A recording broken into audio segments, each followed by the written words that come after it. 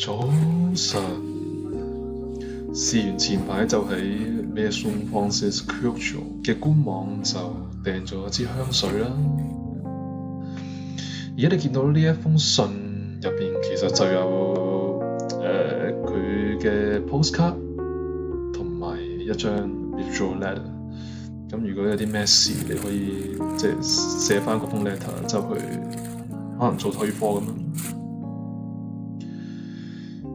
你見到啲 sample 其實有2支咧，就係買嗰支香水送，另外有4支就係我買咗個 sample set， 咁每一支 sample 都係2 ml。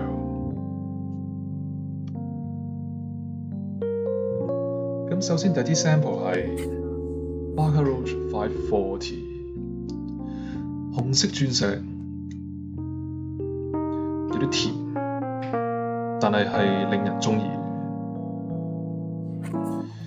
第2支 sample 係 L'Homme à la Rose， 2020新推出嘅香水，之前有女版嘅 à la Rose 同埋一支少女版嘅 L'Oud à la Rose。第3支 sample Oud Sadet Mood 同 Baccarat 540一樣，都係 MFK 比較出名嘅香水，玫瑰加烏木。另外呢一支 Petit Matin，形容緊朝早清晨5點幾6點嘅巴黎。另外都揀咗呢支 Oud， 純粹就係想試下佢嗰個 Oud 系列入邊嘅呢一支係咩香味，同埋呢一支 Oud Sadet Mood。佢同 Oud Sadet Mood 嘅分別就係佢有 bergamot 香檸檬，咁會比較易入口啲應該。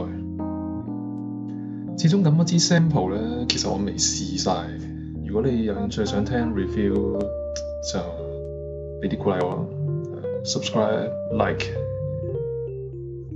咁入翻正題啊，我訂咗支70 ml 嘅 Consoir， 我係俾佢嗰個安息香加琥珀呢一個咁樣嘅結合吸引到，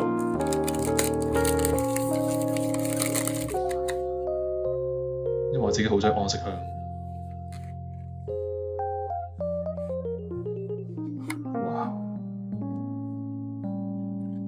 佢個包裝呢啲算唔算係鑲有金？又唔係嘅，即係呢種金色感覺真係好 classy 同埋好 elegant。其實好 present 到即係好典型、好 high class 嘅嗰種大家對法國嘅感覺。當然你望到嗰啲香水色，可能即係唔係好鍾意香水或者對於呢方面冇研究嘅朋友會覺得好老土。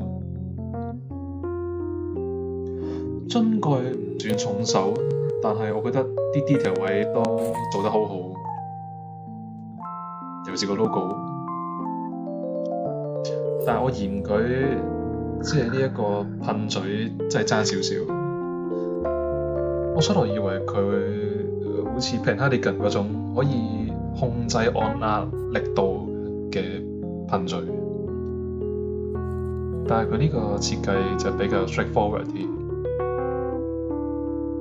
咁呢條片其實就唔會講咁多，即係嗰啲香調啊，或者係試用後感覺。始終呢條都係一條開箱片，或者之後會拍啲 review 嘅，但係留翻下條片先。鍾意呢條片嘅朋友記得 subscribe 我呢個 channel 同埋 like 條片。係咁先，拜拜。